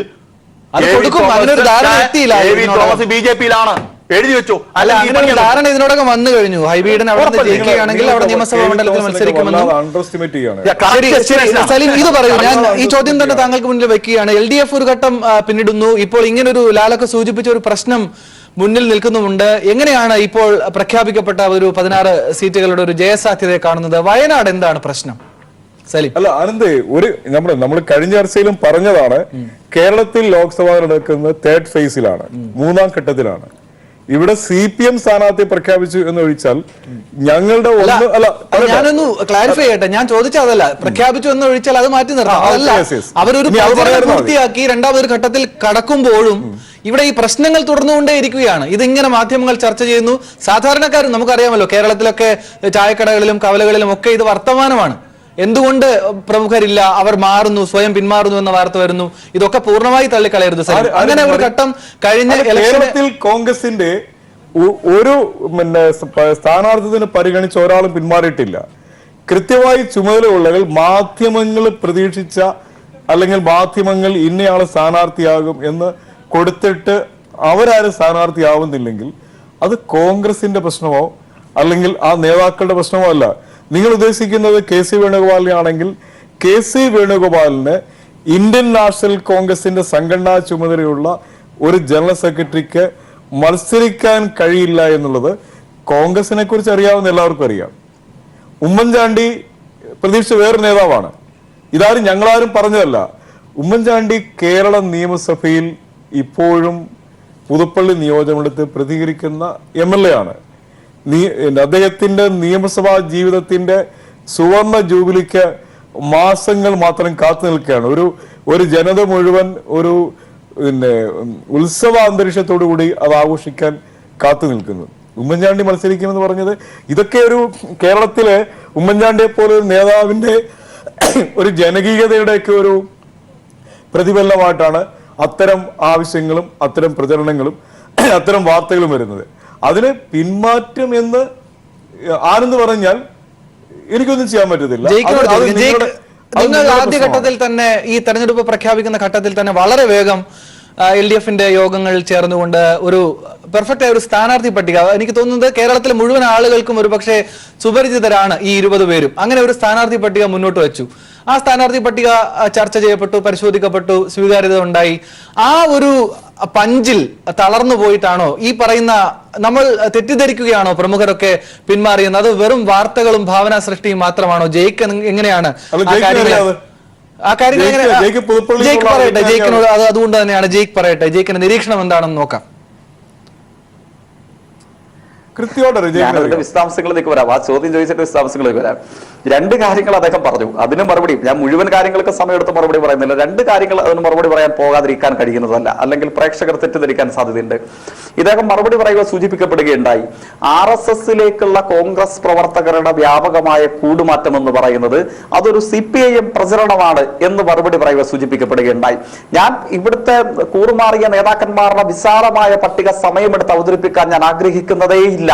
112 ജനപ്രതിനിധികളെ BJPക്ക് സംഭാവന ചെയ്തത് RSSനെ വളർത്തുന്നതിൽ, ഇന്ത്യൻ മതനിരപേക്ഷതയുടെ കഴുത്തറുത്തു മാറ്റി RSSനെ വളർത്തുന്നതിൽ കോൺഗ്രസിന് എന്ത് സംഭാവന ചെയ്യാൻ കഴിഞ്ഞു എന്ന് ചോദിച്ചാൽ, അനായാസമായി കോൺഗ്രസിന്റെ പതാകയുടെ ചുവട്ടിൽ മത്സരിച്ച് ജയിച്ച 112 ജനപ്രതിനിധികളെ BJPക്ക് സംഭാവന ചെയ്തതാണ് കോൺഗ്രസിന്റെ സംഭാവന എന്ന് പറയാൻ കഴിയും. റീത്ത ബഹുഗുണ മുതൽ, ജഗദാംബിക പാൽ മുതൽ, നജ്മ ഹിപ്തുള്ള മുതൽ, SM കൃഷ്ണ മുതൽ, മുഖ്യമന്ത്രിമാരും രാജ്യസഭാ ഉപാധ്യക്ഷന്മാരും ഉപമുഖ്യമന്ത്രിമാരും മുതൽ കോൺഗ്രസിന്റെ സുപ്രധാനമായ പദങ്ങളിൽ ഇരിക്കുന്ന 100 കണക്കിന് വരുന്ന മുഖങ്ങൾ BJPയിലേക്ക് കൂടുമാറിയ യാഥാർത്ഥ്യം നിർഭയമായി നമ്മുടെ മുമ്പിൽ നിന്നിട്ടും ഇദ്ദേഹം പറയുകയാണ് ഇതൊരു CPIM പ്രചരണമാണ് എന്ന്. ഞാൻ അതിന്റെ മറ്റു വിശദാംശങ്ങളിലേക്ക് പോകുന്നില്ല. ഇവിടെ തോമസ് മാഷെ കുറിച്ച് സൂചിപ്പിച്ചു. തോമസ് മാഷ് എറണാകുളത്ത് 2 ടേമിലധികം MP ആയി മത്സരിച്ച് വിജയിച്ചയാളാണ്. പക്ഷെ അദ്ദേഹത്തെ കുറിച്ച് സൂചിപ്പിച്ചപ്പോൾ അദ്ദേഹം നരേന്ദ്രമോദിയെ ഏറ്റവും മികച്ച ബിസിനസ്മാനായി കഴിഞ്ഞ ദിവസം സൂചിപ്പിച്ചു. മിണ്ടിയോ നിങ്ങളുടെ കോൺഗ്രസ്? 9 കിലോമീറ്റർ നീളമില്ലാത്ത ബൈപ്പാസ് ഉദ്ഘാടനത്തിന് കൊല്ലത്തിന്റെ ജനപ്രതിനിധി NB പ്രേമചന്ദ്രൻ അന്ധമായ കമ്മ്യൂണിസ്റ്റ് വിരോധം കൊണ്ട് നരേന്ദ്രമോദിയെ ഇവിടെ കൊണ്ടുവന്ന് ബൈപ്പാസ് ഉദ്ഘാടനം നടത്തി. നിങ്ങൾ തിരുത്തുവാൻ തയ്യാറായോ? RSSനെ പരവതാനി വിരിക്കുന്നതല്ല UDFന്റെ രാഷ്ട്രീയമെന്ന് തിരുത്താൻ നിങ്ങൾ തയ്യാറായോ? നിങ്ങൾ ഒരു വാക്കുകൊണ്ട് പോലും തിരുത്താൻ തയ്യാറായില്ല. അതുകൊണ്ടാണ് സീറ്റ് കിട്ടാത്ത ദുഃഖത്തിൽ തോമസ് മാഷ് തന്നെ ഇന്നലെ തന്നെ വിളിച്ചു പറഞ്ഞതാണല്ലോ. ഇന്ന് അദ്ദേഹം നിലപാട് തിരുത്തി. പക്ഷെ ഇന്ന് നിലപാട് തിരുത്തിയത് കൊണ്ട് ഇന്നലെ പറഞ്ഞ വാക്കുകൾ തെളിമയാർന്ന ബോധ്യത്തോടു കൂടെ അവിടെ തന്നെ നിൽക്കുകയാണ്. ഇന്നലെ തോമസ് മാഷ് വിളിച്ചു പറഞ്ഞ എന്താ? BJPയിൽ നല്ല സുഹൃത്തുക്കളുണ്ട്, അവിടെ നിന്ന് ഔദ്യോഗികമായ ക്ഷണം വന്നിട്ടില്ല. ഇതിന്റെ അർത്ഥം എന്താ? താൻ BJP ചേരില്ലെന്നാണോ? അവിടെ നിന്ന് ക്ഷണം വന്നിട്ടില്ല, ക്ഷണം വന്നാൽ നോക്കാന്നുള്ളതാണ് ഇന്നലെ അയാൾ പറഞ്ഞത്. ഈ രാഷ്ട്രീയമായിട്ട് എങ്ങനെ എത്ര കാലം നിങ്ങൾക്ക് പോകാൻ വേണ്ടി കഴിയും? അതുകൊണ്ട് നിങ്ങൾ നയം മാറ്റണം. നിങ്ങൾ മൃദു ഹിന്ദുത്വത്തിന് മുമ്പിൽ മുട്ടുമടക്കാൻ, ശിരസ് കുനിക്കാൻ പാടില്ല. മതനിരപേക്ഷതയ്ക്ക് വേണ്ടി ഉറച്ച നിലപാടുകൾ സ്വീകരിക്കണം. പിന്നെ ചോദിച്ച ചോദ്യത്തിലേക്ക് വരാം. LDFന്റെ സ്ഥാനാർത്ഥി നിർണയവുമായി ബന്ധപ്പെട്ട് ഇവിടെ സൂചിപ്പിക്കപ്പെടുകയുണ്ടായി, കേരളത്തിലെ മുൻ മുഖ്യമന്ത്രി അദ്ദേഹത്തിന്റെ നാട്ടിൽ ഏതാണ്ട് 50 വർഷക്കാലം ഒരു ജനപ്രതിനിധിയായി വിജയിച്ചു നിന്നതിന്റെ ആഘോഷം ഒന്നിച്ചാഘോഷിക്കാൻ വേണ്ടി ആ നാട് ഒന്നാകെ തയ്യാറാവുകയാണ് എന്ന് ഒരു വാദത്തിന് വേണ്ടി ഞാനത് അംഗീകരിച്ചു. ഒരു നാട് ചിലപ്പോൾ അദ്ദേഹത്തിന് വോട്ട് ചെയ്ത ആളുകളൊക്കെ സമരോത്സുകമായി അദ്ദേഹത്തിന്റെ 50 വർഷത്തെ ജൂബിലി ആഘോഷിക്കാൻ തയ്യാറായി നിൽക്കും. പക്ഷെ ആ നാട്ടിൽ 50 വർഷക്കാലം കടിച്ചു പിടിച്ച് ആ സീറ്റിൽ മത്സരിച്ച് മരിക്കുന്നിടം വരെ ഞാൻ ജനപ്രതിനിധി ആയിരിക്കുമെന്ന് പ്രഖ്യാപിക്കുന്ന അധികാര രാഷ്ട്രീയത്തിന്റെ ഹുങ്കുണ്ടല്ലോ, ആ ഹുങ്കിനെ എങ്ങനെയാ നിങ്ങൾക്ക് ന്യായീകരിക്കാൻ കഴിയുക? ഇവരുടെയൊക്കെ ഭൂതകാലം എന്തായിരുന്നു? ഈ മത്സരിച്ച് വിജയിച്ചു വന്ന, തുടർച്ചയായി മത്സരിച്ച് അധികാരത്തിലേക്ക് വിജയിച്ചു വന്ന സീനിയർ രാഷ്ട്രീയ നേതാക്കന്മാർ മാറി നിൽക്കണമെന്ന് ആവശ്യപ്പെട്ട് കോൺഗ്രസിൽ പുതിയ രാഷ്ട്രീയ സമരം നയിച്ചവരല്ല ഇവർ. അവരാണ് ഇപ്പൊ വന്നിട്ട് 50 വർഷക്കാലം തുടർച്ചയായി MLA ആയി വിജയിച്ച് അതിന്റെ വാർഷികം ആഘോഷിക്കാൻ വേണ്ടി പോകുന്നത്. നാണമുണ്ടോ നമ്മൾക്ക് ഇത്തരത്തിലുള്ള തൊടുജായങ്ങൾ ഉയർത്താൻ? ഇങ്ങനെയാണോ രാഷ്ട്രീയ പ്രവർത്തനം നടത്തേണ്ടത്? മരിക്കുന്നിടം വരെ ജനപ്രതിനിധി ആയിരിക്കണം എന്ന നിലയിലാണോ നമ്മൾ രാഷ്ട്രീയത്തെ കാണേണ്ടത്?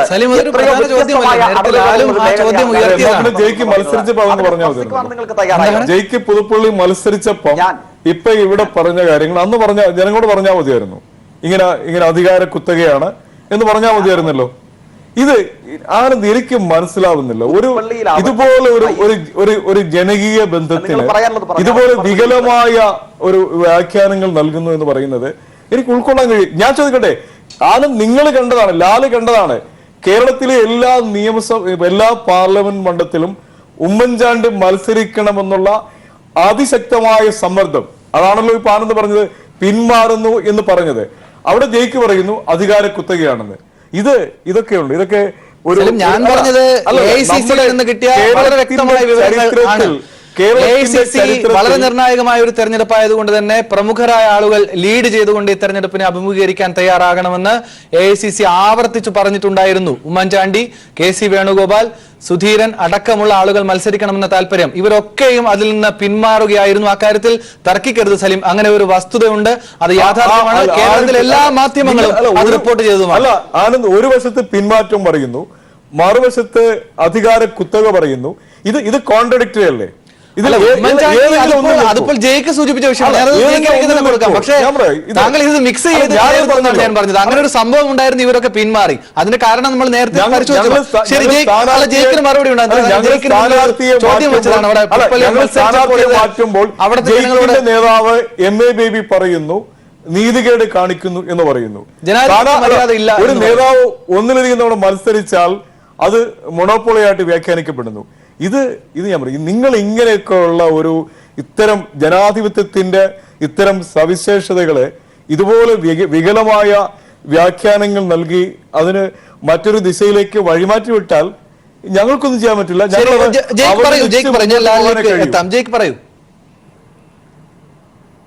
ഇല്ല, അദ്ദേഹം ഇങ്ങനെ ഇടയ്ക്ക് കയറി സംസാരിച്ചുകൊണ്ടാണ് അദ്ദേഹത്തിന് പറയാനുള്ള വാദങ്ങൾ മുഴുവൻ പറഞ്ഞു തീർന്നതിന് ശേഷം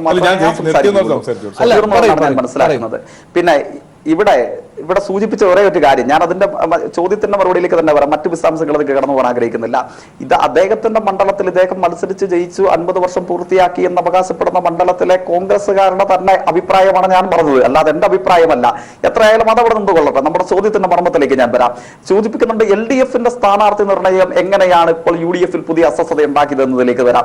ഏറ്റവും പെർഫെക്റ്റ് ആയ, ഏറ്റവും ടൈം ബൗണ്ടായ സ്ഥാനാർത്ഥി നിർണയം നടത്തിയിട്ടാണ് ഇടതുപക്ഷ ജനാധിപത്യ മുന്നണി ഈ തെരഞ്ഞെടുപ്പിലേക്ക് പ്രവേശിച്ചത്.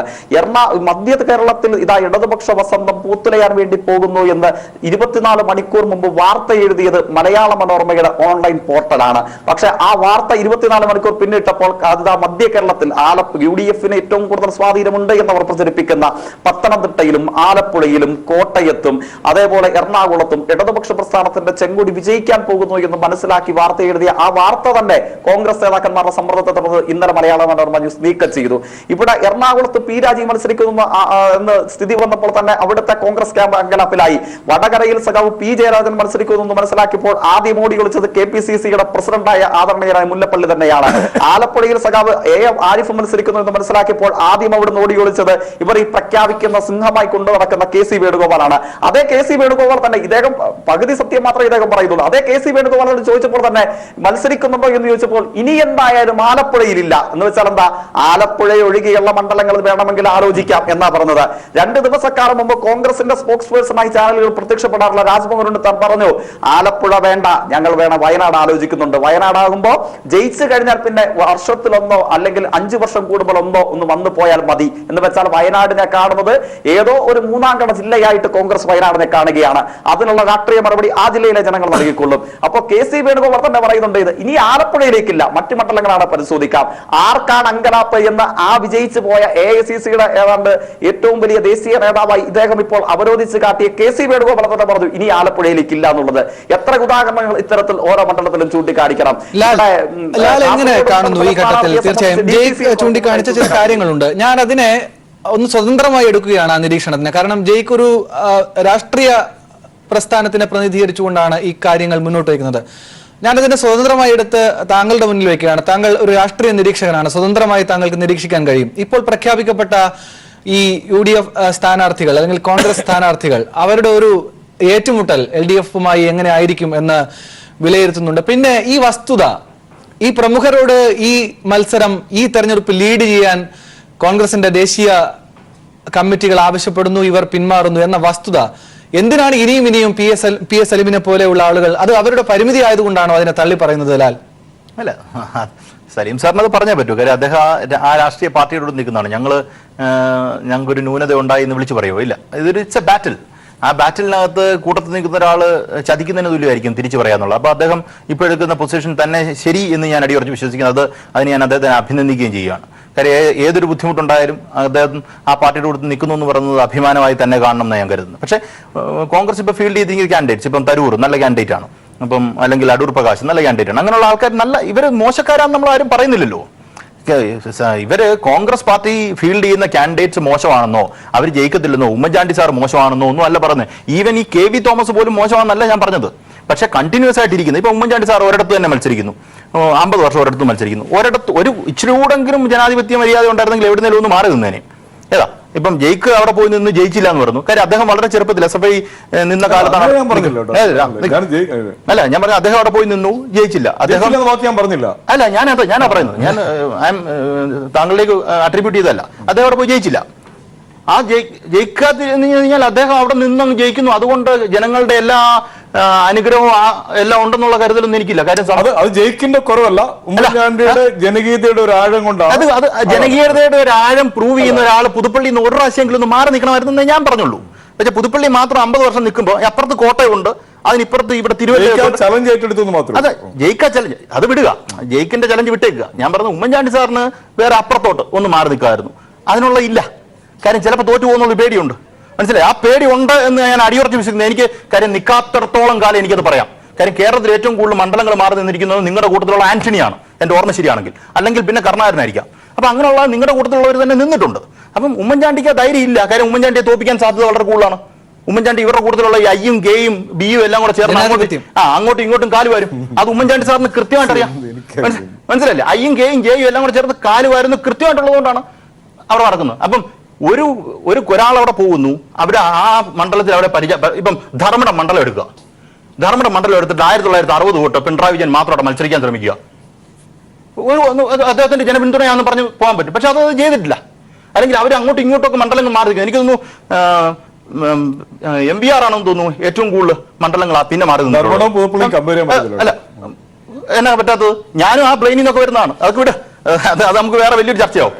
അപ്പൊ ഒരിടത്ത് തന്നെ നിന്ന് നമ്മൾ ജയിക്കുക. ഇപ്പം കോടിയേരി ബാലകൃഷ്ണൻ ഒരിടത്തും തന്നെ നിന്ന് 50 വർഷം ജയിക്കുക, ഞാൻ അതിനോട് യോജിപ്പിക്കുന്ന ഒരാളല്ല. അതാണ് അദ്ദേഹത്തിന്റെ ജനപിന്തുണ. അല്ലെങ്കിൽ ഒരു പാർലമെന്റോ അങ്ങോട്ടോ ഇങ്ങോട്ടൊക്കെ ഒന്ന് മാറി നിൽക്കണം. ഇത് അദ്ദേഹത്തിന് വേണ്ടപ്പെട്ട കുറച്ച് പേരുണ്ട്, അവിടെ നിന്ന് എങ്ങനെ വിളിച്ചാലും ജയിക്കും എന്നുള്ളതുകൊണ്ടാണ്. അല്ല ജനാധിപത്യത്തിൽ കേരളത്തിൽ എല്ലാവരും കൂടെ ചേർന്ന് ഉമ്മൻചാണ്ടി സാറേ മുഖ്യമന്ത്രിയാവും എന്ന് പറയുന്നതുകൊണ്ടൊന്നുമല്ല. ഇവിടെ കൃത്യമായി അങ്ങോട്ടും ഇങ്ങോട്ടും നിങ്ങളുടെ കൂട്ടത്തിൽ കാലുവാരുണ്ട്. ഈ ഒരു എക്സാമ്പിൾ പറഞ്ഞു കഴിഞ്ഞാൽ നിയമമണ്ഡലത്തിൽ നിങ്ങൾക്ക് കിട്ടിയ വോട്ട് 13,000 വോട്ടാ. കോൺഗ്രസ് പാർട്ടിക്ക് ഒരു മണ്ഡലത്തിൽ 13,000 വോട്ടേ ഉള്ളോ? അത് കുറയാനുള്ള കാരണം എന്നാണ്? നിങ്ങൾ പോയി ഹരിപ്പാട് നോക്കണം. ഹരിപ്പാട് നിങ്ങൾക്ക് എത്ര, നമ്മളിത് വിമർശിക്കുമ്പോൾ നിങ്ങൾ പറയും ഇതൊക്കെ തെറ്റാന്ന് പറയും. രാജേട്ടൻ ജയിച്ചത് BJPക്ക് ആദ്യമായിട്ട് സ്വതന്ത്ര ഭാരതത്തിൽ കേരളത്തിലെ ഒരു മണ്ഡലത്തിൽ ജയിക്കാൻ പറ്റിയത് നിങ്ങൾ അഡ്ജസ്റ്റ്മെന്റ് നടത്തിയോണ്ടാണ്. ഈ അഡ്ജസ്റ്റ്മെന്റ് നടത്തിയില്ലായിരുന്നെങ്കിൽ രമേശ് ചെന്നിത്തല എന്തുകൊണ്ട് അഡ്ജസ്റ്റ്മെന്റ് നടത്തുന്നത്? അഡ്ജസ്റ്റ്മെന്റ് നടത്തിയില്ലെങ്കിൽ പുള്ളി അവിടെ തോറ്റു പോകും. കാര്യം അപ്പുറത്ത് വേറെ കാല് വരെ നടക്കുക. ഈ വാരെല്ലാം കൂടെ കഴിഞ്ഞിട്ട് കോൺഗ്രസ് അല്ല ഏതാ സുരേന്ദ്രൻ ഞാൻ പറയുന്ന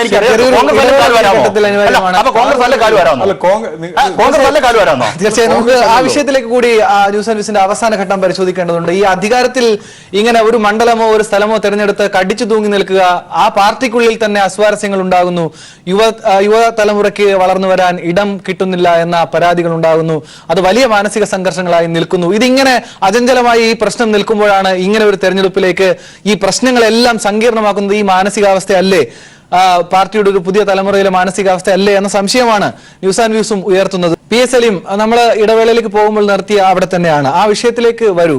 താങ്കൾ കുറച്ചുകൂടി സ്വതന്ത്രമായി തുറന്ന് സംസാരിക്കൂ. അങ്ങനെ ഒരു പ്രശ്നം നിലനിൽക്കുന്നില്ലേ? ചില കുത്തകകൾ ഉണ്ടാക്കിയെടുത്ത് അവിടെ തന്നെ ഇങ്ങനെ പിടിച്ചു വെച്ച് അത് ആ പാർട്ടിയിൽ ഒപ്പം നിൽക്കുന്നവർക്ക് തന്നെ വലിയ വൈഷമ്യങ്ങൾ ഉണ്ടാക്കി, മാനസികമായ പ്രശ്നങ്ങൾ ഉണ്ടായി. അതിന്റെ ഏറ്റവും നേർ ചിത്രമല്ലേ ഇപ്പോൾ ഈ ഇതുപോലൊരു നിർണായകമെന്ന് നിങ്ങൾ പറഞ്ഞുകൊണ്ടിരിക്കുന്ന തെരഞ്ഞെടുപ്പിൽ പെർഫെക്റ്റായി ലാൻഡ് ചെയ്യേണ്ട, വളരെ വേഗം അവതരിപ്പിക്കപ്പെടേണ്ട സ്ഥാനാർത്ഥികളുടെ കാര്യത്തിൽ ഇത്രയധികം ലാഗിംഗ് ഉണ്ടാകുന്നു, ഇത്രയധികം തർക്കങ്ങളും പരിശോധനകളും ചർച്ചകളും.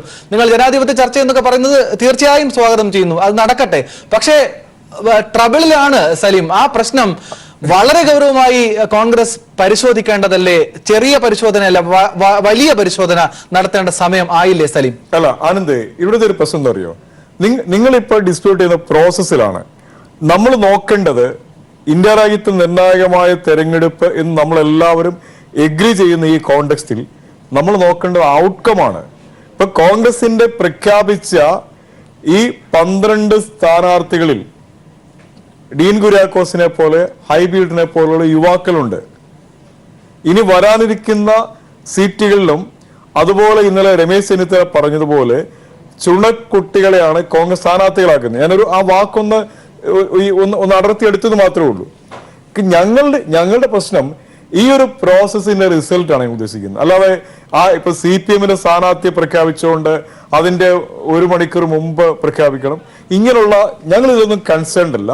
ഞങ്ങളുടെ കൺസേൺ BJPയെ പരാജയപ്പെടുത്തണം, കേരളത്തിൽ നിന്ന് പരമാവധി കോൺഗ്രസ് MP-മാരുണ്ടാവണം. ഇത് കേരളത്തിലെ DCC-കളെയും ബോധ്യപ്പെടുത്താനെങ്കിലും കഴിയുമോ? തീർച്ചയായിട്ടും. അല്ല, എവിടെയാണ് ഇപ്പൊ ഞാൻ നേരത്തെ പറഞ്ഞു, രാജ്മോഹൻ ഉണ്ണിത്താനെ പോലെ ഒരു സെലിബ്രിറ്റി കോൺഗ്രസിന്റെ ഏറ്റവും ഒരു സ്റ്റാർ ക്യാമ്പയിനറാണ്. ആ രാജ്മോഹൻ ഉണ്ണിത്താനെ കാസർഗോഡ് സ്ഥാനാർത്ഥിയാക്കുന്നതോടുകൂടി അവിടെ CPM-നെയും BJP-യെയും ഞെട്ടിക്കാൻ ഞങ്ങൾ കഴിഞ്ഞു എന്നുള്ളതാണ്. അവിടെ ഒരുപക്ഷെ നിങ്ങൾ പ്രതീക്ഷിച്ചിരുന്നോ? കാസർഗോഡ് ഞങ്ങൾ പരിഗണിച്ചെന്ന് വേറെ സ്ഥാനാർത്ഥിയായിരുന്നു. പക്ഷേ സെൻട്രൽ ഇലക്ഷൻ കമ്മിറ്റിയിൽ സെൻട്രൽ ഇലക്ഷൻ കമ്മിറ്റി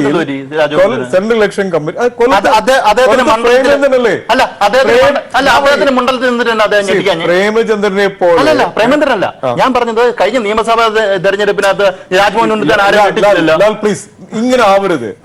ഈ തെരഞ്ഞെടുപ്പുകളിൽ വിജയപരാജയങ്ങളെ കുറിച്ച് വ്യക്തിപരമായ രീതിയിലേക്കുള്ള ഒരു ചർച്ചയിലേക്ക് മാറ്റരുത്. രാജ്മോഹൻ ഉണ്ണിത്താൻ കേരളത്തിൽ അറിയപ്പെടുന്ന CPM-ന്റെയും സംഘപരിവാറിന്റെയും ഏറ്റവും വലിയ ടാർഗറ്റാണ്. അവർക്കെതിരായി കൃത്യമായ നിലപാടുകളുമായി മുമ്പോട്ട് പോകുന്ന ഒരു പൊതുപ്രവർത്തകൻ എന്ന നിലയിൽ ആ ഒരു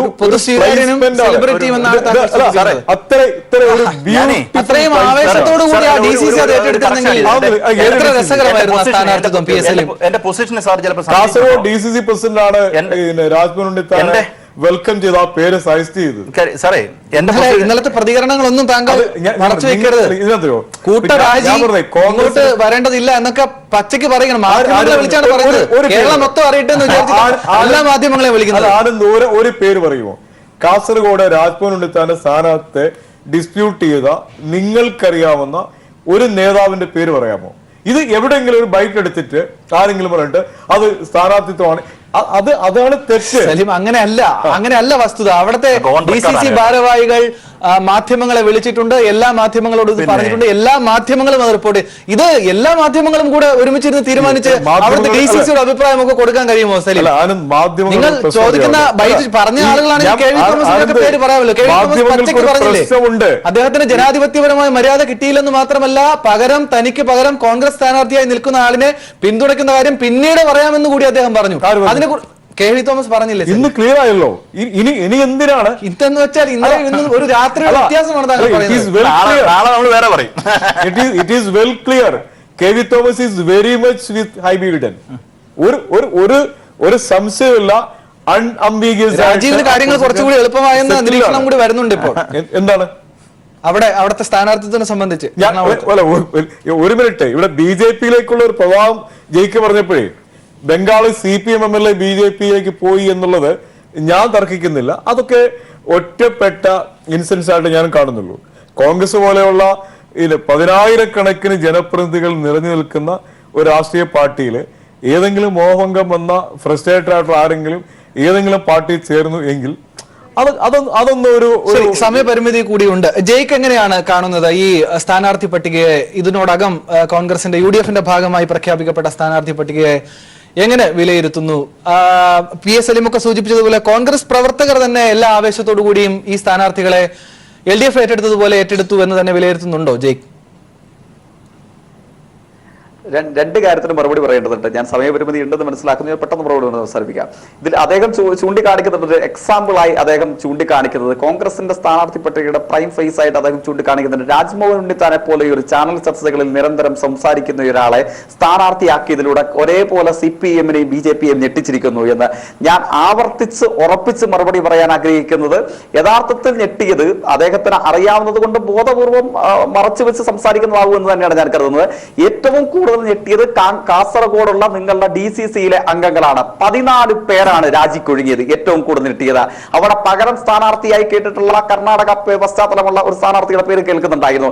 അയാളാണ് ആദ്യം ഒരു ചാനൽ ടീമിനെ വിളിച്ചു തന്നെ അദ്ദേഹം പറഞ്ഞു അദ്ദേഹം രാജിക്കൊരുങ്ങുകയാണ് എന്ന് പ്രഖ്യാപിച്ചു.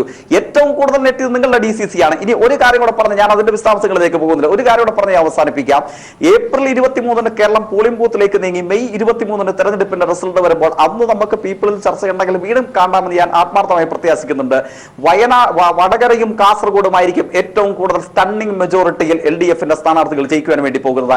നിങ്ങൾ ഞെട്ടിച്ചു എന്ന് നിങ്ങൾ അവകാശപ്പെടുന്ന കാസർഗോഡ് LDF-ന്റെ സ്ഥാനാർത്ഥി സഖാവ് KP സതീശചന്ദ്രൻ വിജയിക്കാൻ വേണ്ടി പോകുന്നത് ഏറ്റവും കുറഞ്ഞത് 1 ലക്ഷത്തിൽ അധികം വോട്ടിന്റെ ഭൂരിപക്ഷത്തിലായിരിക്കും. അന്ന് ആര് ഞെട്ടി എന്ന് തിരികെ മറുപടി പറയാൻ ആദരണീയനായ കോൺഗ്രസിന്റെ പ്രതിനിധി ഉറപ്പായും പീപ്പിൾ ചാനൽ വിളിക്കുമ്പോൾ ഈ ഡയസിൽ ഉണ്ടാവണമെന്ന് ഞാൻ ആഗ്രഹിക്കുകയാണ്. ശരി, നമുക്ക് സമയപരിമിതി കൂടി നമുക്കിത് കൺക്ലൂഡ് ചെയ്യാം. എങ്ങനെയാണ് കോൺഗ്രസ് പ്രവർത്തകർ ആവേശത്തോടു കൂടി തന്നെ ഈ സ്ഥാനാർത്ഥിത്വം ഏറ്റെടുക്കുമോ?